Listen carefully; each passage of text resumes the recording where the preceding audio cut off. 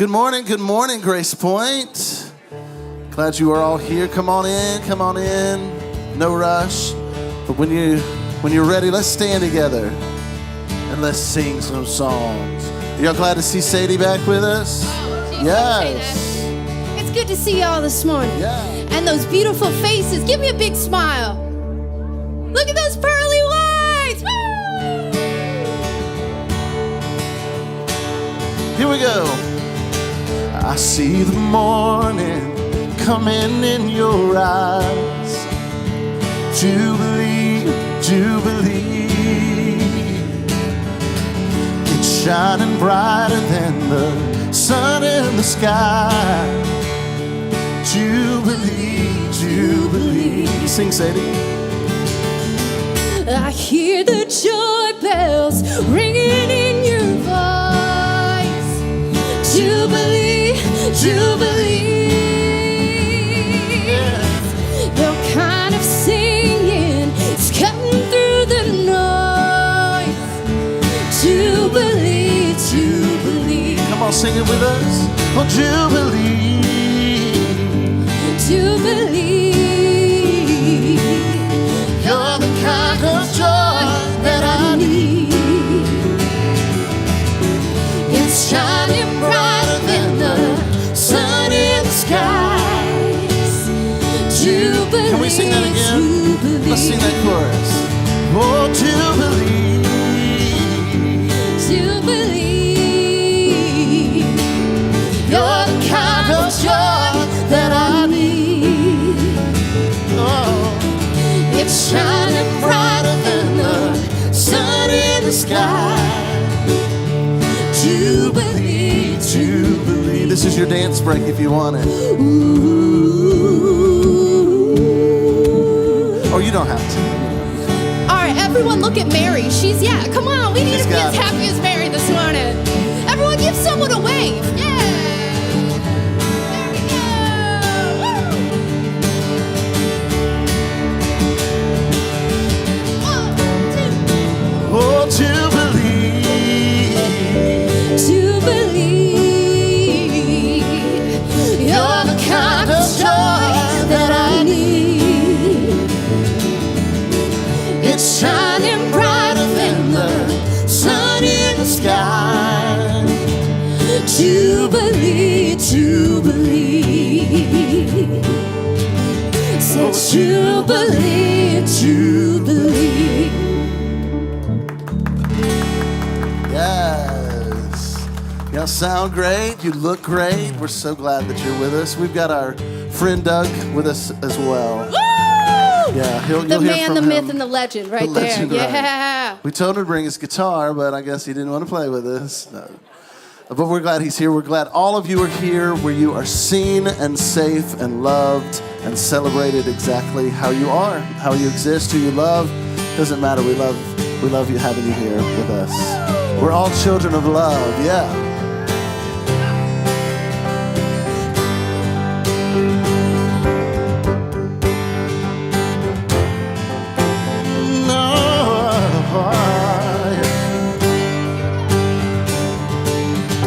I was walking the wayside, lost on a lonely road. I was chasing the high life, trying to satisfy my soul. Let me hear y'all sing. Y'all know this one. Yeah. All the lies I believed in left me crying like the rain. Then I saw lightning from heaven, and I've never been the same. I'm gonna climb a mountain, I'm gonna shout about it. I am a child of love. I found a world of freedom, I found a friend in Jesus. I am a child of love. Oh yeah. I said I am a child of love. I felt the sting of the fire, but I saw you in the flames. Just when I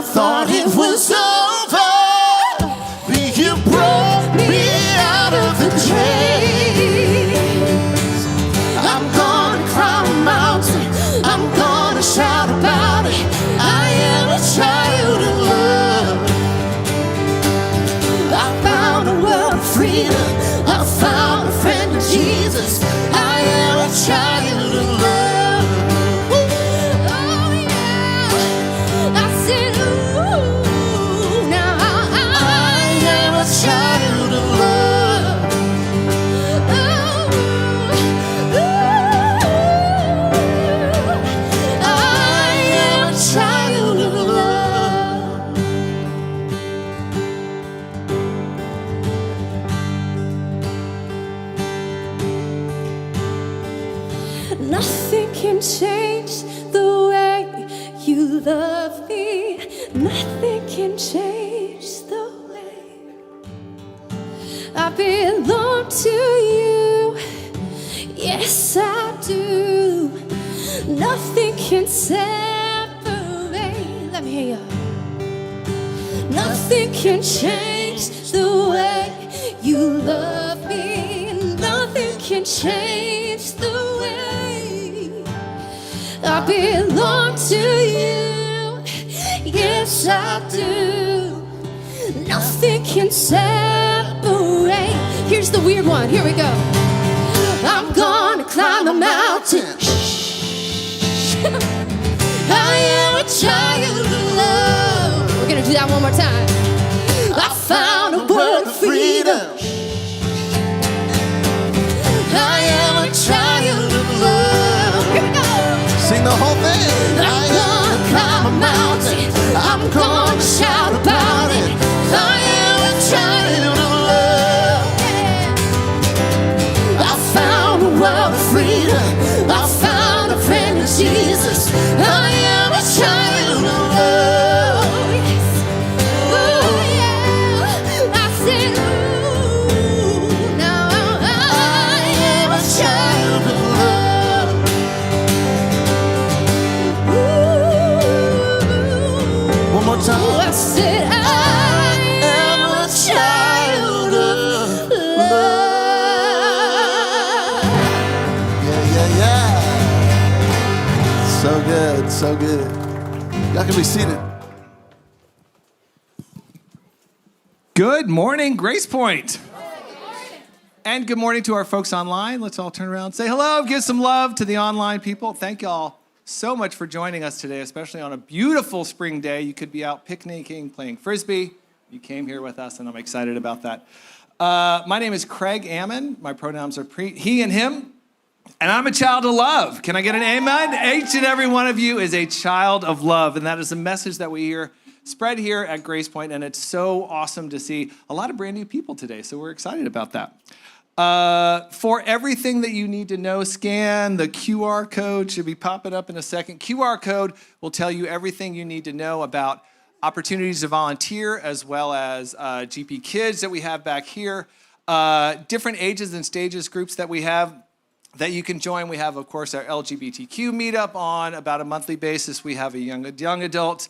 And then the older silver-haired folks like us. We have lots of things for you to do here at Grace Point, so please do scan that QR code. We do need some folks to help with the kids group volunteers. I'm going to go ahead and read this. This was in the newsletter. Grace Point is a community in which children are encouraged to ask big questions, explore ideas with curiosity, and to develop a strong sense of self rooted in empathy and compassion. What an odd concept for a Christian church.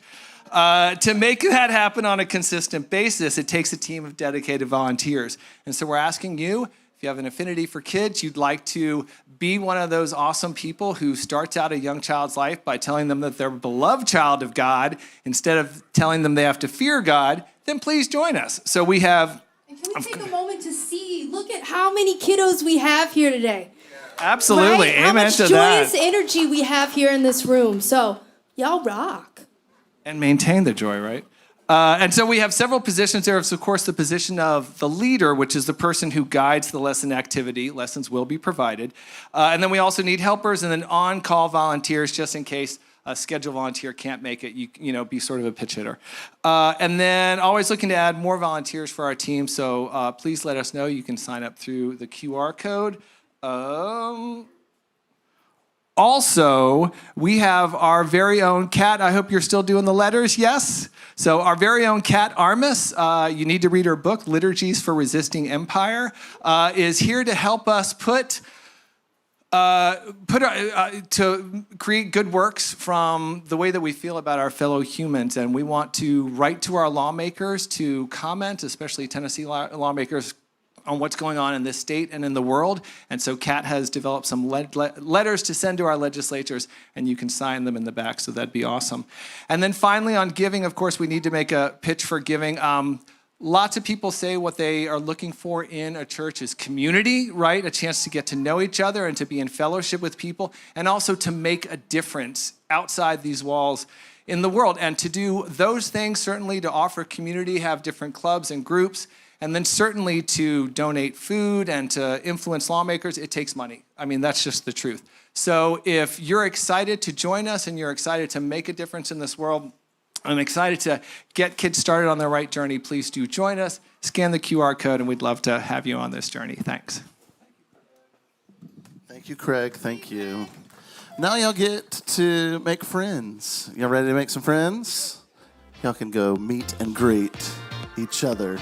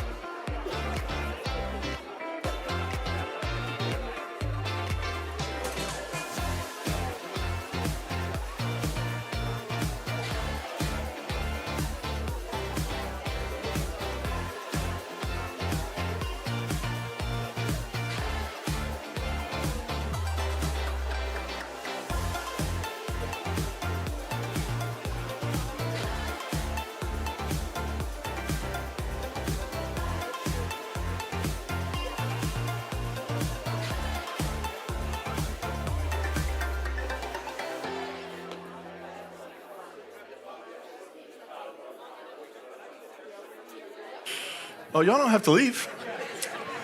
You can stay up here. Hey, good morning, Grace Point. Thank you, Sadie. Good morning, everybody. We're glad you're here today. If we've never met, my name's Josh. I'm the lead pastor here, and we're just so glad you're with us. This is the season of Lent on the Christian calendar, and last week we started a new series called Christ Crucified, where we're talking about what the crucifixion of Jesus might mean, specifically through the lens of progressive Christianity. This week, though, we're doing something a little different. We're gonna audible, and if that's not a familiar metaphor, in sports, in football, in football, an audible is one of those things where you've called a play, and then you go up and see what the defense is doing, and you're like, this play's not gonna work, we're gonna pick a new play. And it just so happened our dear friend Doug Padgett was gonna be in town from Minneapolis, yes. And Doug was gonna share a little bit about what's been happening in Minneapolis. And I just said, hey, Doug, with the state of the world, because some of us woke up yesterday and it was 2003, and our country was bombing another country in the Middle East. Some people in Kansas, our trans siblings in Kansas, woke up and it was the 1930s and they were trying to take their driver's licenses. And so we're in a really difficult, precarious moment. Doug is plugged into really important conversations with Vote Common Good, his organization. I said, Doug, what if we just scrapped what I was gonna do, and what if we just had a conversation? So this morning, Doug and I are gonna talk about, specifically hoping to get to, how can people of faith and good conscience respond in this moment? So what's going on in the world, and how might we respond? Right now, though, but that'll come later. Right now, we're gonna celebrate communion together, ritual we participate in every single week here at Grace Point. In religion, ritual is one of the places people most try to control other people or exclude other people. If we can't control you, we'll exclude you. And at Grace Point, one of the reasons we still participate in rituals beyond the fact that we're still a Christian church is that we want to reclaim these not as a place for control and exclusion, but as a place for freedom and inclusion. And so that's what communion here is at Grace Point. If you want to participate in communion today, you are more than welcome. We would love for you to do that. If you're here today and that's just it's a sore spot, just something you can't engage in, please don't feel any shame about that. Don't feel any sense of, well, I should be doing X, Y, and Z. We want this to be for you, whatever it needs to be. So if this is just a time to reflect, a time of quiet, a time of stillness, a time to think, a time to organize your grocery list, whatever you need this to be, let this be that time for you. Every week when we do this, we read a liturgy together to welcome one another to the table. Just so you know, the juice is just juice and the bread is gluten-free, sprinkled with a little bit of sea salt. Nothing but the best. Mediterranean sea salt. So just up in the ante. Next week, a little rosemary in there and we'll be, okay. Really killed the vibe, sorry. So let's read this together, and let's try each week. I think I've been saying this more and more. Let's try not to let this just be some rote thing we just say. I bet many of you, like I do, have it memorized. Let's actually remember what we're doing. For somebody in this room or watching online, they are being welcomed to this table as their full human beloved selves for the very first time. And that is a big, big deal and a beautiful thing. So let's read this and welcome one another, shall we? Come to this table, you who have much faith, and you who struggle with believing, you who have been here often, and you who have come for the first time, you who are at peace, and you who feel despair. We are all part of the human family, and there is a place for us here. Christ invites everyone to the table. May this bread and wine unite us all. We have stations on both sides of the stage. Kids, after communion, you all are ready to go to class. Thanks so much for being here today.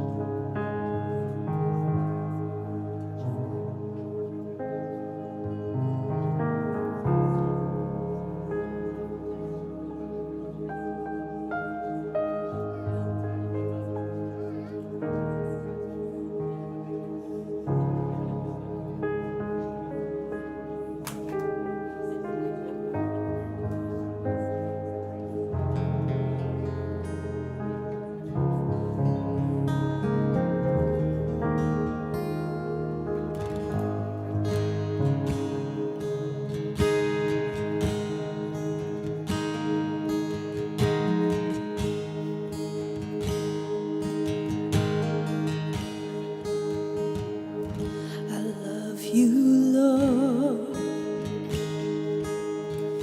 for your mercy never fails me.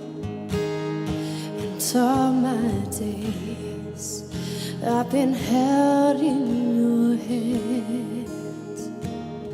From the moment that I wake up until I lay my head, and I will sing of the goodness of God.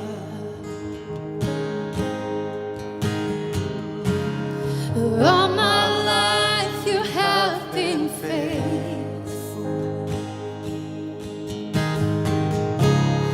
All my life you have been so good. With every breath that I am able, and I will sing of the goodness of God. I love your voice. You have led me through the fire in the darkest night. You are close like no other. I know you as creator. I know you as a friend. And I have lived in the goodness of God. Will y'all stand and sing this with us? All my life. And all my life you have been faithful.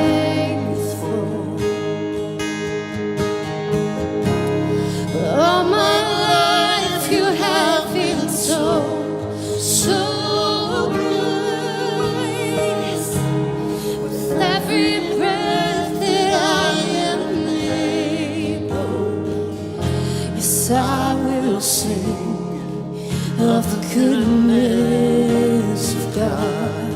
Oh, yeah. Your goodness is running after me. Your goodness is running after me. Come on. With my life laid down, I surrender now. I give you everything. Your goodness is running after me. Let me hear you. Your goodness is running after me. Your goodness is running after me. With my life laid down, I surrender now. I give you everything. Yeah. Your goodness is running after me.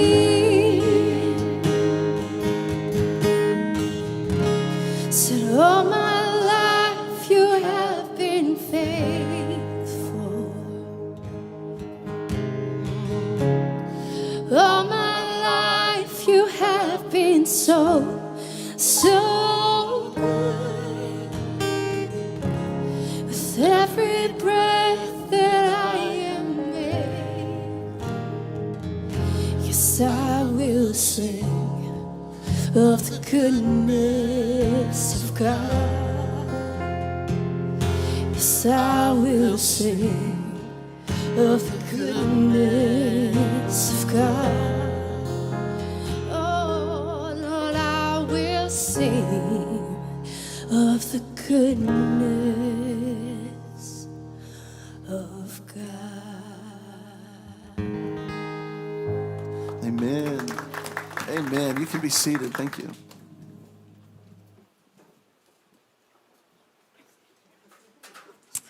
Everybody, Doug Padgett.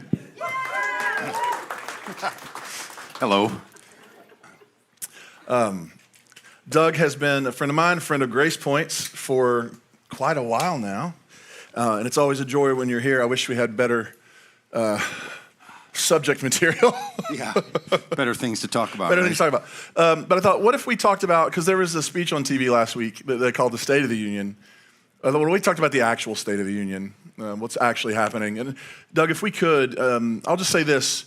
Your on-the-ground videos from Minneapolis, your hometown, your neighborhood, where you live and work, and was more helpful, I think, to a lot of us than what we were seeing on the news. So could you just talk a little bit about? Yeah, thanks for that. In fact, I was in town for a thing this week and was going to do some work in Nashville, and so I reached out to Josh and said, hey, could I come by Grace Point and thank the people of Grace Point for the support of those of us in Minneapolis?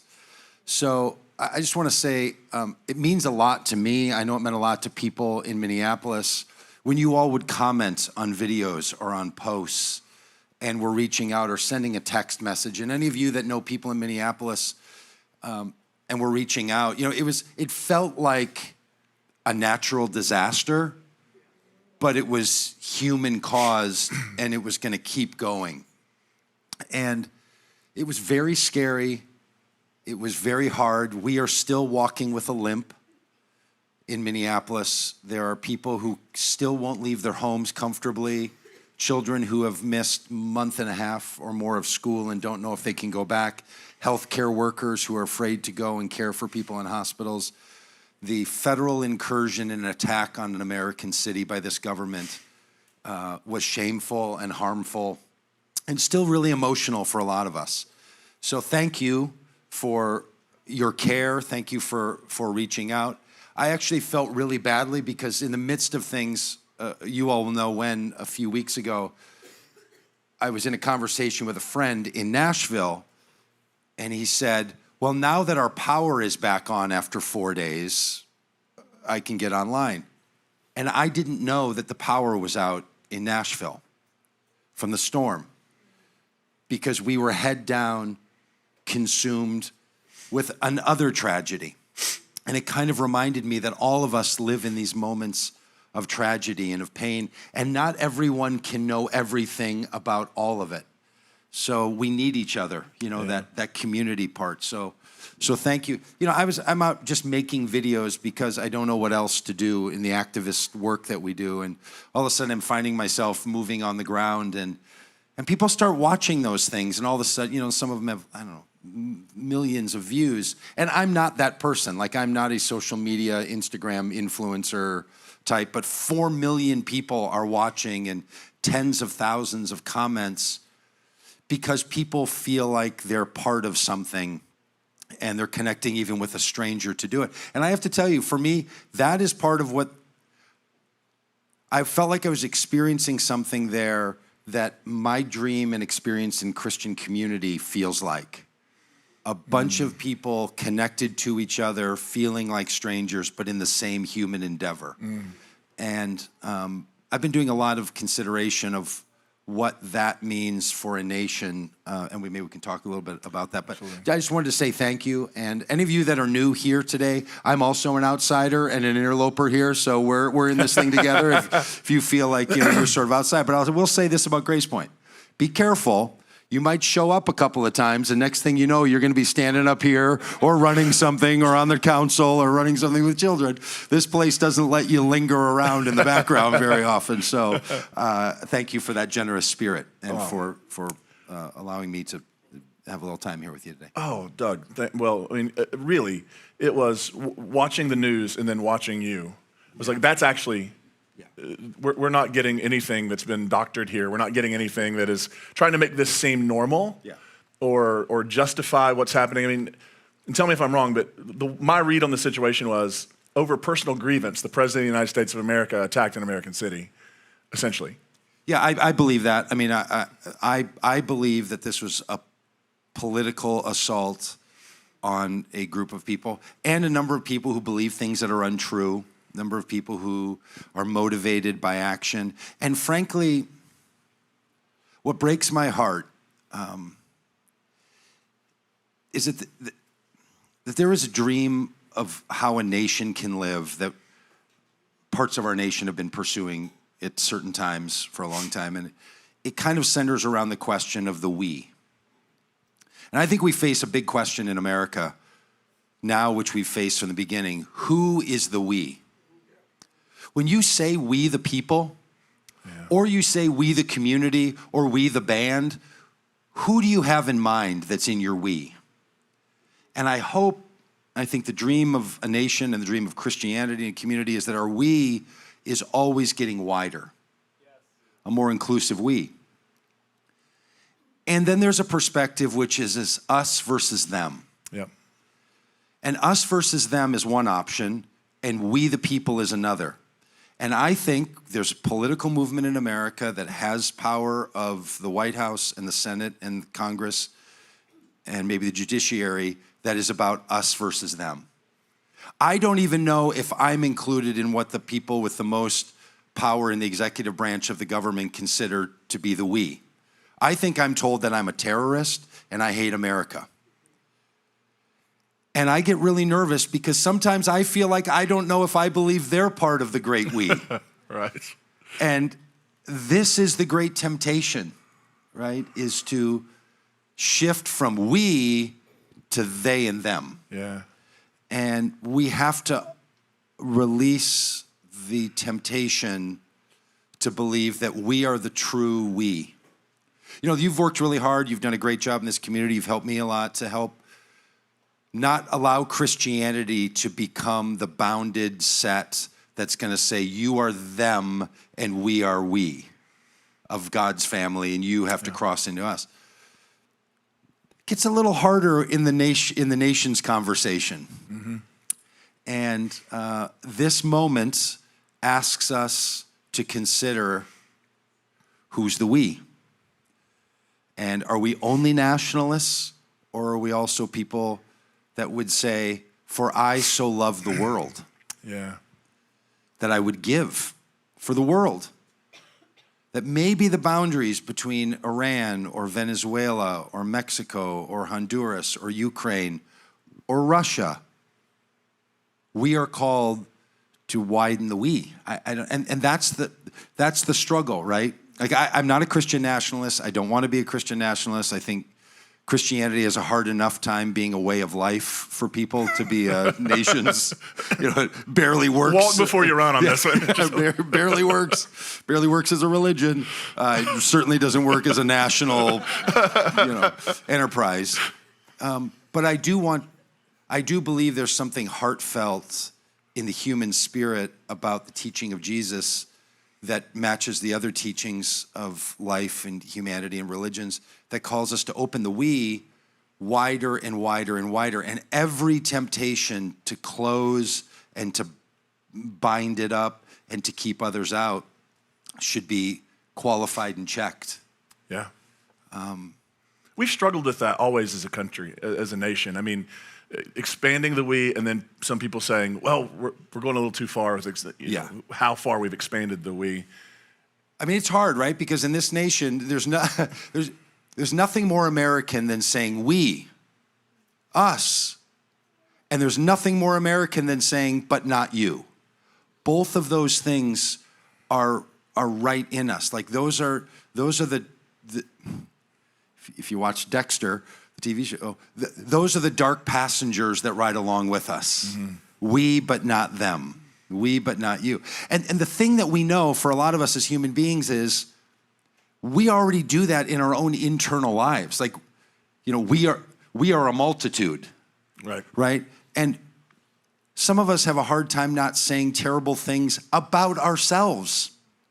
Like we know how to say terrible things about those that we love because some of us can do it to ourselves, or we do it to our families. So we know the temptation and the struggle and not knowing how to get forward on how do you love self, the divine, one's neighbor, and one's enemy. Right. With the same love. Like that one love business should involve, this never-ending list that I think something like, self, God, neighbor, and enemy is trying to grasp all y'all, Right. Speak right. Nashville. I think that for a lot of people when you talk about enemy love. I think that's one of the struggles for people, I would say, of good conscience who want to see the we expanded and they see other people damaging, harming, excluding, is that if we over-sentimentalize love to mean feeling good about somebody, that's right. And then it's like if we love them, they're never going to change. Like what they need us to do is to make fun of the fact that they can't use apostrophes correctly in words when that happens. And I found myself going down that path, and I just realized the person that was making me was not the person I actually wanted to show up as in the world. Do you have any thoughts on enemy love that does not just sort of say, well, yeah, I love you, which means I'm not going to critique, criticize, call out, name the problem. Like, how do you show up? Yeah, look, it's super hard. I work in the area of politics and helping religious people vote for the common good rather than some things that they otherwise might be voting for. And I'm going to make a theological statement right now, not a political statement, okay? Donald Trump is a beloved child of God, the light of the world, and the salt of the earth, because that's what my belief tells me is true of every person. But not every person should be the president of the United States. And not every light of the world should have the decision of the military. And not every salt of the earth should be making decisions about attacking American cities. He needs to take his dim little light and get it out of that position and grow his light elsewhere. That's my theological, not political opinion. So the ability to say, I love music and I should not join Alex on the keyboard because I would create havoc. There is some way that we have to be able to name the use of power without only landing it on the person. Mm-hmm. Now, in my religious tradition of Christianity, early on when I got into Christianity as a teenager, I was taught this passage. I'm not particularly sure why. I don't know. I don't know why religion picks which little sound bites it's going to sort of organize around. I've clearly picked my own. Love your neighbor as you love yourself stuff. Like I really lean into that one. And some others, That's a really good one. It's a part of Leviticus I'm really uninterested in. But the passage of our battle is not against flesh and blood. I take that as it's not against people. We're not fighting each other. We're fighting powers and principalities and systems. Yeah. Maybe even in the phrase that I learned in the heavenly realms. But I have a heaven, ooh, baby, do you know what that's worth? I believe heaven's a place on earth. So I think the heavenly realms are the powers and systems and structures that we function under. So how do you go after the systems and structures and power that demean and harm and hurt and attack and say don't wear or wear masks and don't wear name badges and point guns at people? And how do you go after that and not the person who's doing it? It gets really hard.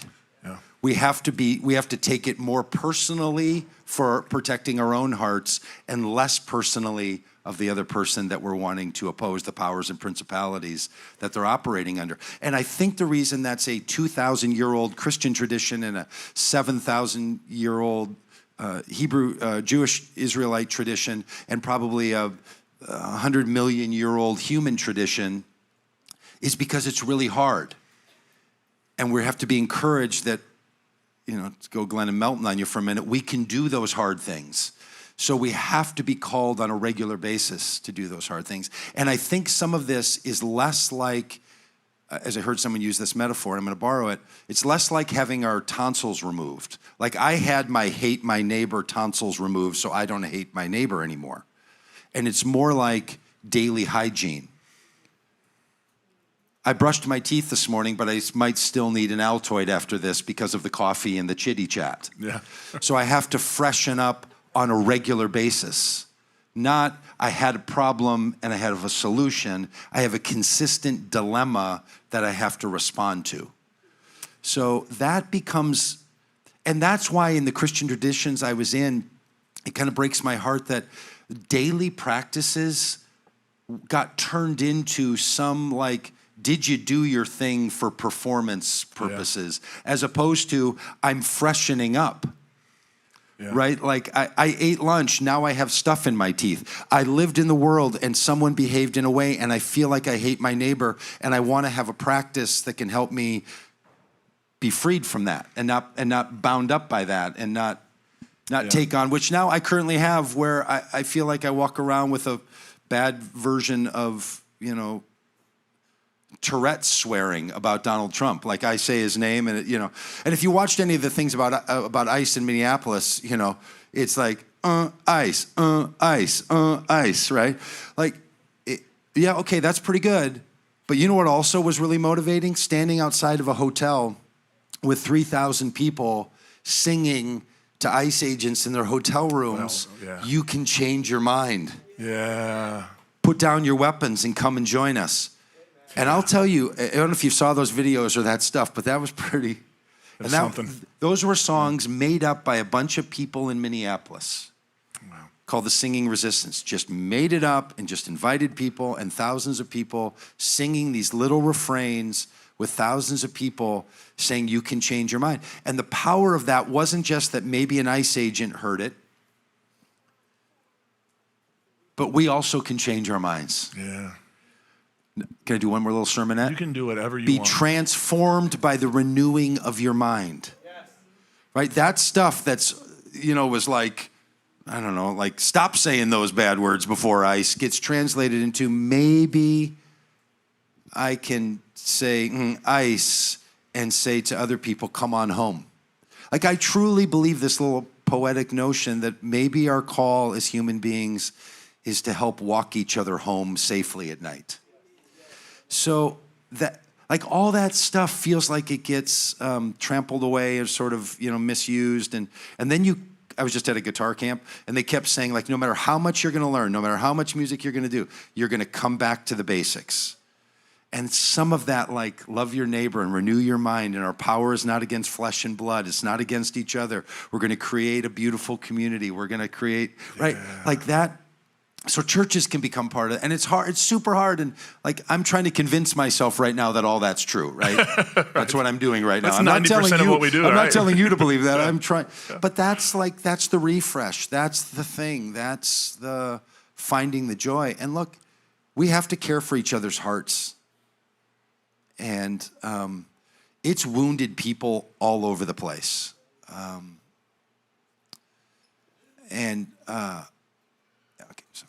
Well, and of course, I grew up being told to do your daily quiet time, and if you didn't do it, you're a terrible Christian. Yeah. And I think what just came up for me as you were describing that is we spent a lot of time, and at least the version of Christianity I think we started out in, it was really about believing. Yeah. You have to believe these things, and what you get as a byproduct of believing them is that you're right, you get to go to heaven when you die, this world is actually not your home, so it doesn't matter if it burns down. I can't recall anybody asking me up into my 20s, what kind of person are you becoming? Yeah. And what you're talking about with the daily refresh, right? With engaging in practices that freshen your breath a bit.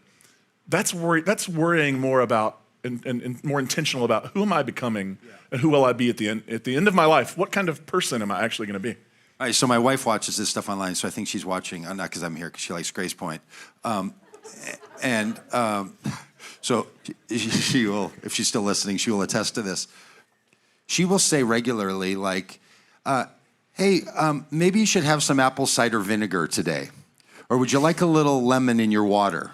Because I'll get this, like, bad breath thing that's not coming from my mouth, it's coming from my gut, right? So I don't know if anybody else suffers from such things.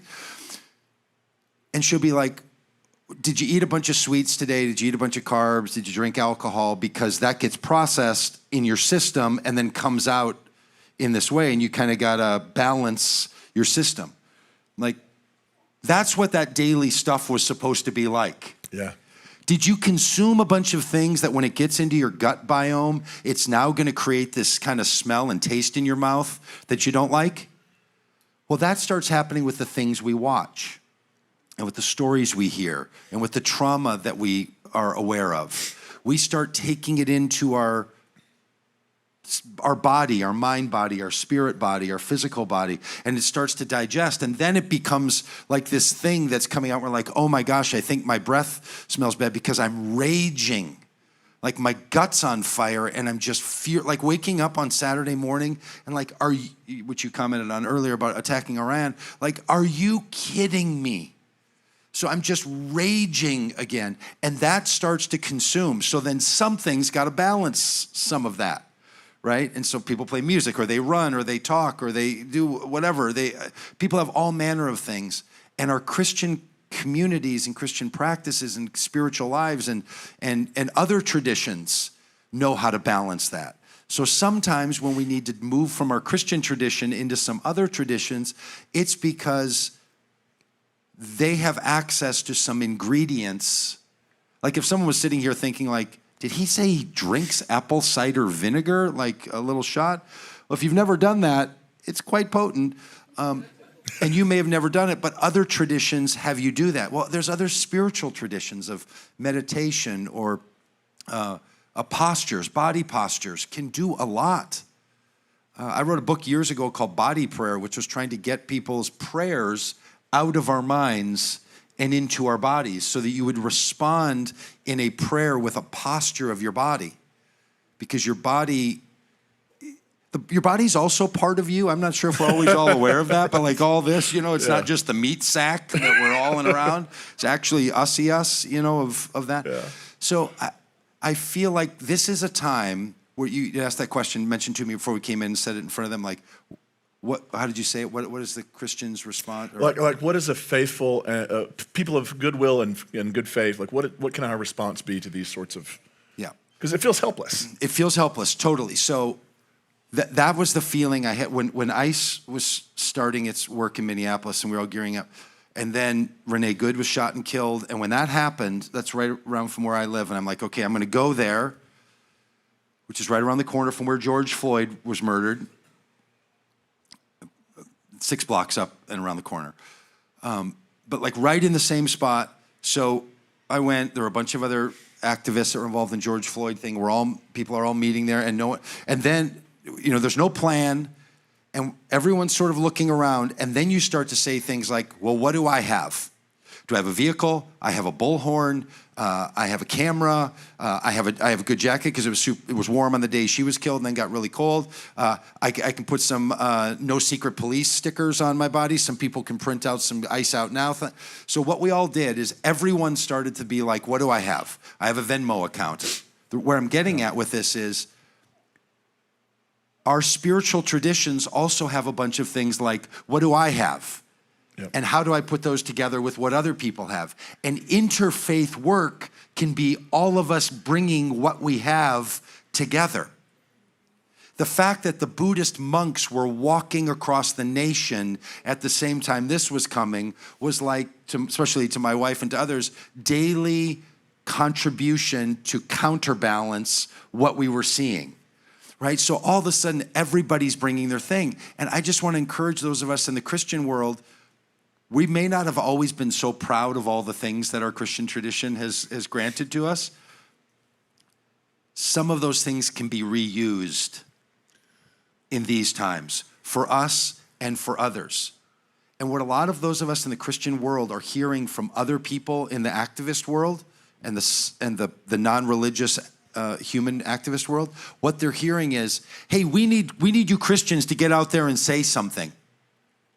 I was in Naples, Florida at a anti-ICE event, and then we were down at the Everglades where the detention center is that the state of Florida and the federal government wants to call Alligator Alcatraz because they're horrible people at naming things and the cruelty is their point. So there's detainees that are being held in this confinement center down there, so we were doing some actions there. And a person said to me in one of the marches, she goes, I'm a Jew. Where are all the Christians? Where are they? Now, I said, well, there's a bunch of them here. She goes, well, I can't tell.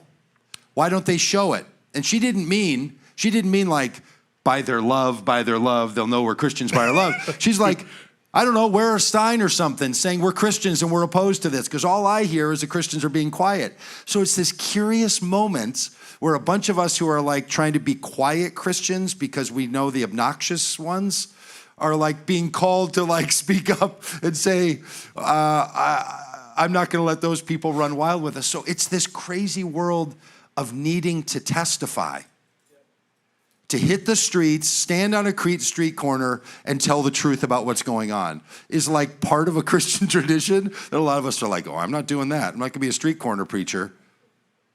I felt like a friggin', like, you guys know Brian Recker, right? Right here, Brian. Like, Brian talked to me. We were talking, he had this bit about that was really helpful. He's like, oh, I was raised to be, my dad was a great street corner preacher. I feel like now I'm doing that on the internet. Like, I'm out telling the other side of the story more true. So all I'm getting at is like, there are these things in us that are designed to protect our hearts that haven't always worked so well, that can be really useful for someone else. Yeah. And to step out and reach out and to find those people. A guy said to me from Chicago at this event I was at this week, you know, some of the work we do work around immigration and documentaries and stuff. And he said, I was going into Home Depot with my daughter, like west of Chicago, 50 miles. He's Hispanic in heritage, born in the United States. And he said, a man said to me, get out of here, we don't want you here. So he said, I just walked right up to him and said, sir, I love you, but I'm gonna ask you not to talk like that in front of my daughter. I belong here, you belong here, she belongs. Like, so he said to me, because I haven't told anybody that story because it's embarrassing and it hurt my heart, and thanks for being out doing anything to help people like me. A lot of us in our social locations have been trying to figure out how can we use that for some good. Some people need some of us to step up and say some things now. Yeah. In these moments, not all the time. They don't need us to mansplain everything to them or Christian-splain everything. But sometimes in some moments, take your mute off and say something and care for your heart, because that caring can mean a lot to somebody else. Yeah. What you just described, you know, people bringing sort of what they have from their tradition.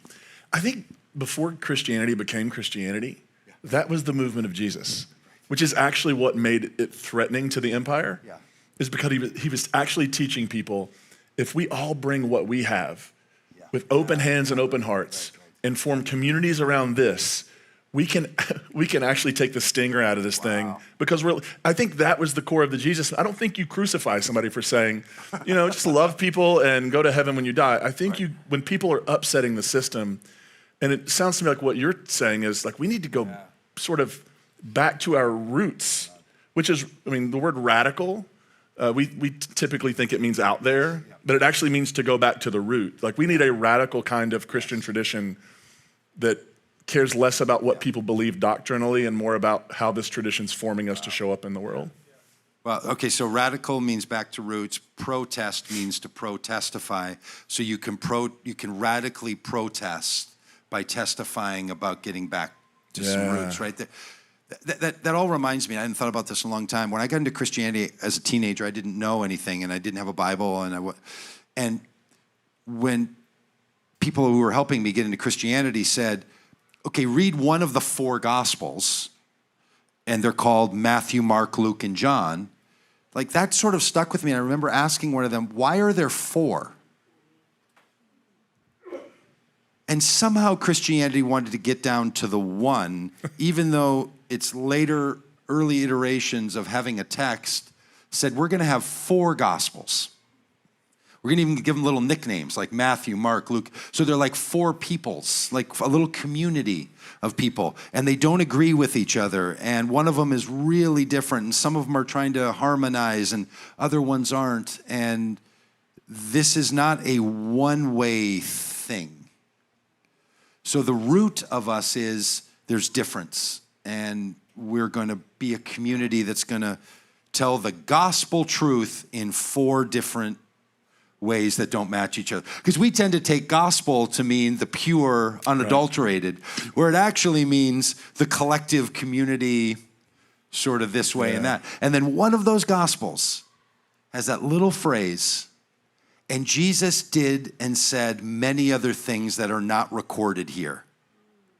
In other words, a whole lot more of the community knows a whole lot more of what was going on than we've even told you. Like, that's another way of viewing the world, right? That's a crowdsourced community, lots of people, lots of voices, gospel. So maybe gospel doesn't mean one, maybe it has to mean we. Yeah. Let me ask you one more question. And I think in all the time I've known you, you find a way to tease out hope. Even in situations where I'm like, I don't know, man. I don't think. Yeah. Right now, looking at everything we're looking at, another war in the Middle East, we don't know how that's going to go or what that's going to become.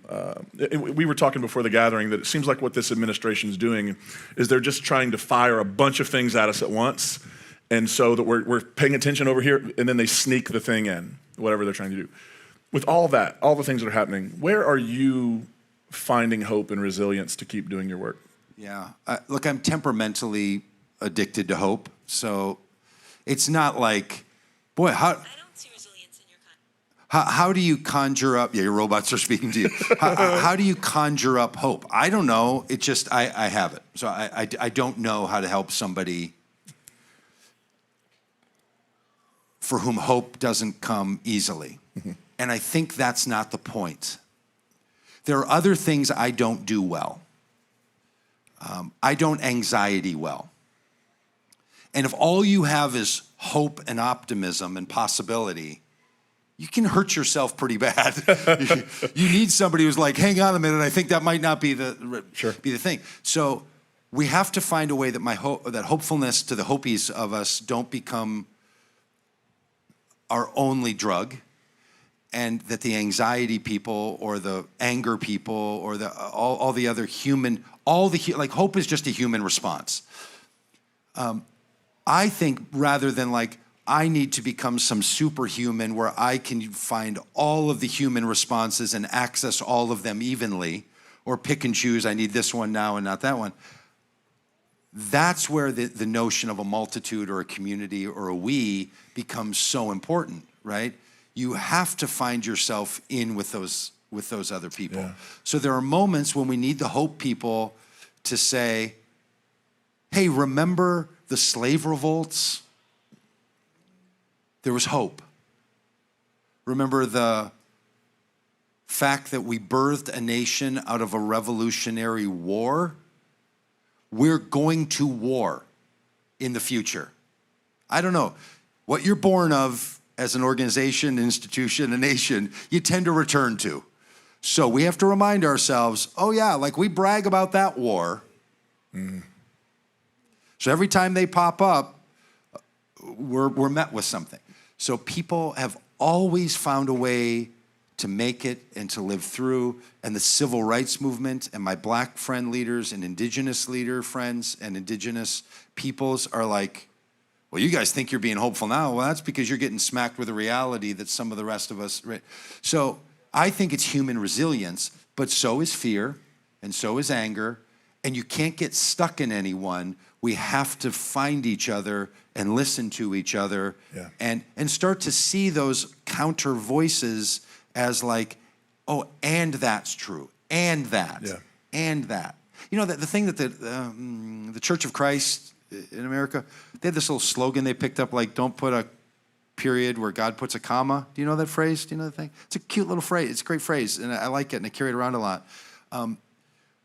Like, even if there's a period in some version of the world, this is true, you know, and comma, so is this, right? Like that, and the ampersand might be the great, yeah, the great thing we need, right? Is just to keep carrying around an and. Like amen should almost be translated into, and there's probably other things that Jesus is doing and saying amongst the community of the world, but we don't have time to get to all that now. Amen, meaning there's a whole bunch more and. Like I feel like that's, so I'm dodging the question about how do people find hope, because I don't know, it just comes built in. But if you're lacking hope, find some people that have it, or find some place, yeah, that has it, or I don't know, go home and watch Little People, Things and Small, or Great Things, Big and Small, the PBS. What is it? Great Things, Big and Small. Like, it's a hopeful little show on PBS, you know, that Shelly, my wife, said, I'm going to go watch that tonight because I'm too mad right now. Like, you just find something. You find a people. You find a place. You find a song. You know, if I lived here, I would just follow Sadie around and watch her do music wherever she does and think the world's going to be okay. Like, I don't know, you find a thing. Can I just say one more thing? Yeah. It's really easy in a time like this to feel guilty that you're not doing enough. I don't know if you feel that way, but I feel that way. And here's the flat out truth of it. You're not doing enough because that's not the equation. When you die, if you stand before God and you say to the Lord of Godness, I did my best, the Lord divine God is going to say, no, you didn't, sweetie. But you done good, and I'm glad you're home. We're not doing enough, but we can do good. Josh, I think, was one of the first people that said to me, maybe it was you, the book of Genesis, when it says, and after day 1, it was good. Day 2, it was good. Good. And then day 7, it was very good. Was not contrasting good with bad. It was contrasting good with the Mesopotamian culture of perfect. That the divine was thought of as perfect. And the book of Genesis says, no, to these people, perfection isn't the goal because that kills. Yeah. Good is good enough. Maybe you know the psychological idea of the theory of the good enough parent. Good is good enough. We're not perfect. We don't want to be. You didn't do your best. We all say this. I'm getting off track. I know we got to go. People are hungry for lunch. There's this thing where people are like, hey, don't be so hard on them. Everyone's doing their best. I love the sentiment, but I'm a word nerd. So I'm like, no, we're not. And that's okay. But we're doing good. Yeah. So letting ourselves to say, I don't know, I have something to contribute. You are resourceful, your tradition, your life. And it's not enough to solve this problem. The world's problems are too big for whatever we have to solve them.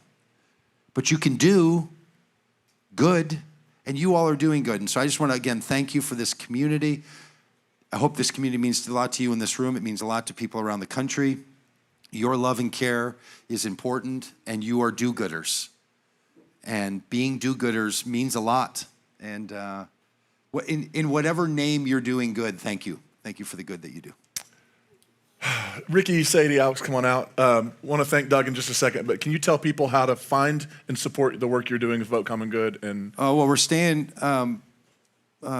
here in Nashville, so you can come find us there. But if you want to find it online, Vote Common Good is the website that Tim is part of our organization. He's back there, so you can connect with either of us. Vote Common Good, and my name is Doug Padgett, and so you can find some things there. I do lead a band called Duke and the 3740, so you can follow that band. He's a part. Yeah. You should see this dude on stage.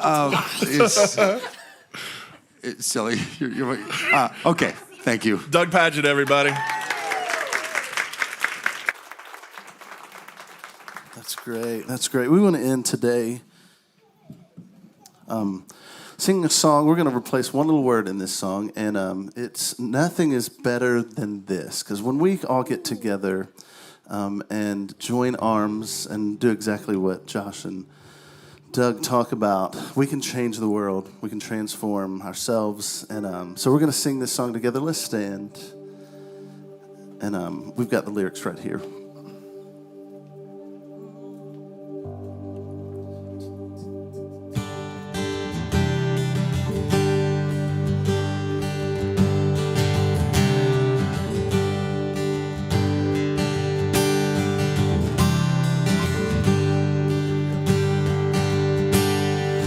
I searched the world,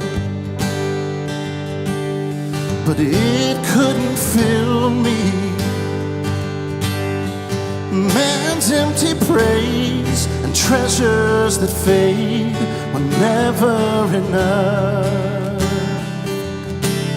Then you came along put me back together. And every desire is now satisfied here in your love. Oh yes. Oh, there's nothing better than this. Oh, there's nothing better than this. Oh, there's nothing. Nothing is better than this. Oh, I'm not afraid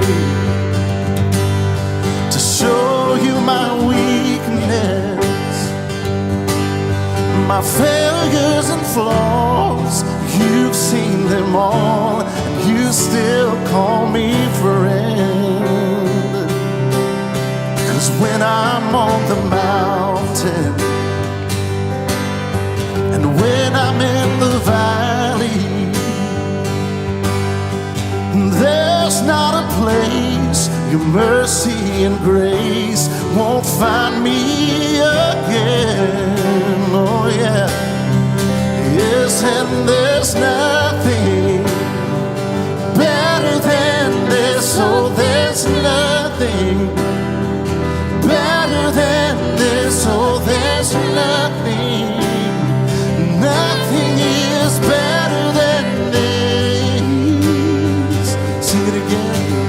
Oh, there's nothing better than this. Oh, there's nothing better than this. Oh, there's nothing. Nothing is better than this. Yeah. You turn mourning to dancing. You give beauty for ashes. You turn shame into glory. You're the only one who can. You turn graves into gardens. You turn bones into new life. You turn seas into highways. You're the only one who can. Oh, there's nothing better than this. Oh, there's nothing better than this. Oh, there's nothing. Nothing is better than this. Just our voices, let's sing it. Oh, there's nothing better than this. Oh, there's nothing better than this. Oh, there's nothing. Nothing is better than this. So beautiful. Grace Point, thank you so much for being here. Thank you, Doug. We'll see y'all next week. Have a good one. And yeah, letters in the back. Remember, we're going to do signing the letters in the back. We love y'all. Have a good one.